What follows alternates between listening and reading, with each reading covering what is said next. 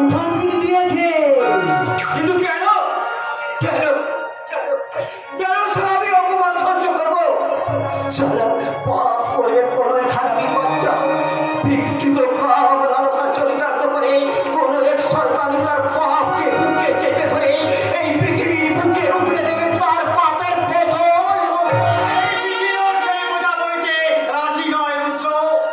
তাই তো এই সমাজ সংসারে এই অবকার লাঞ্ছনা আর ঘৃণার স্তোত্র।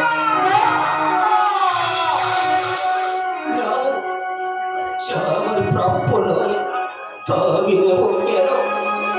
কেন সারা পরে মাথায় নিয়ে সারা আমি হবো বেজরবাদ? কেন কেন সারা আমি মানুষ হয়ে সহ্য করবো সারা মানুষের লাঠি? যে সমাজের বুকে আমি ঘৃণ্য জিনিস সেই সমাজকে আমি রসা করে পাঠিয়ে দেবো।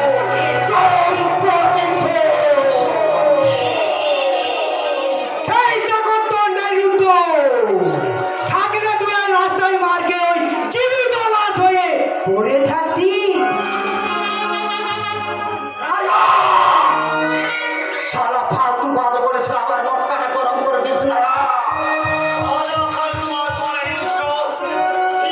ফালতু হয়ে যাচ্ছিস তুই। সারাদিন মদ খেয়ে মাতাল হয়ে পড়ে থাকা সমাজের বুকে আঘাত হানা হবে না।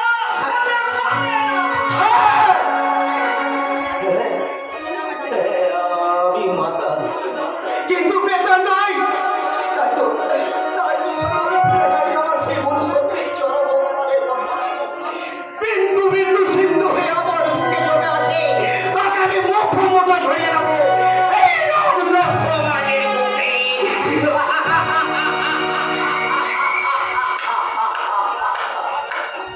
সাব্বাস সাব্বাস রুদ্র, এমন একটা সুন্দর ডায়লগের পর হাততালি না দিয়ে আর পারলাম না মিস্টার রুদ্র।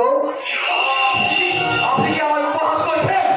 না, তবে যদি উপহাস মনে হয় তার নিজের প্রতি প্রতিজ্ঞা পূরণ করে উপহাসের যোগ্য জবাব দিয়ে